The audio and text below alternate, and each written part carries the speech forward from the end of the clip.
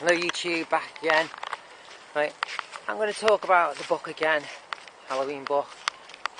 I can't tell you how much I enjoyed that book. I don't often read books, but I will say again, I can't tell you how much I enjoyed reading that book. I can't tell you just how much I enjoyed reading it, and I was gutted when I finished it. The only disappointing part was the middle section, where it was just, you just didn't feel like you were reading. I didn't feel like I was reading a horror novel. The subject of horror thriller, it had completely gone. It became a character study within a social environment amongst young people. Whether the people who created the screenplay had an agenda going on making this movie, writing the screenplay for this movie, whether there was an agenda going on with the screenwriters as to the reason why they wanted to resurrect the Halloween franchise, whether they had an agenda going on, I don't know, but I will stress to you there was a massive middle section of the book.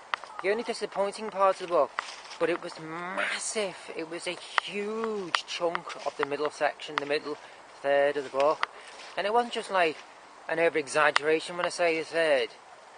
It was a whole third of the book. It was a real huge chunk, the middle section.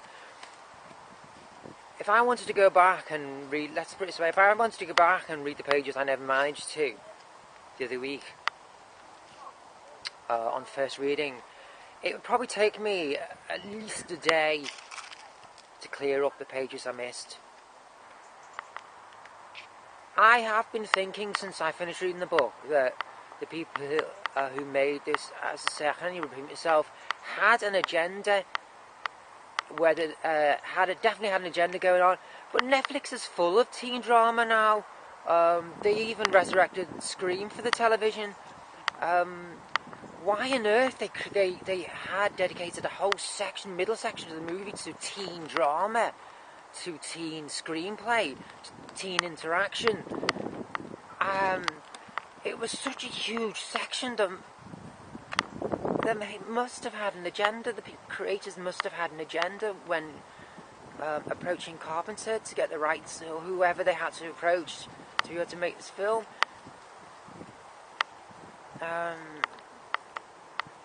Yeah, I can't get over that, actually.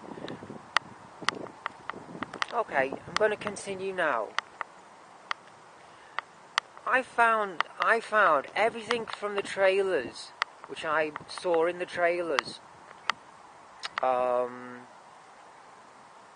in the book, was in the narrative in the book.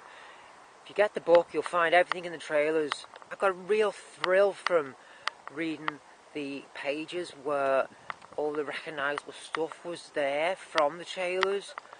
I got a real buzz off doing so. I'm made up. I bought the book, you know. I'm really made up. Tell me below, in your experience, if you've had experience of reading and movie at the same time, has it been helpful in to you knowing you've had actors' faces to put with the characters in the books? I will say, I'll move on now. The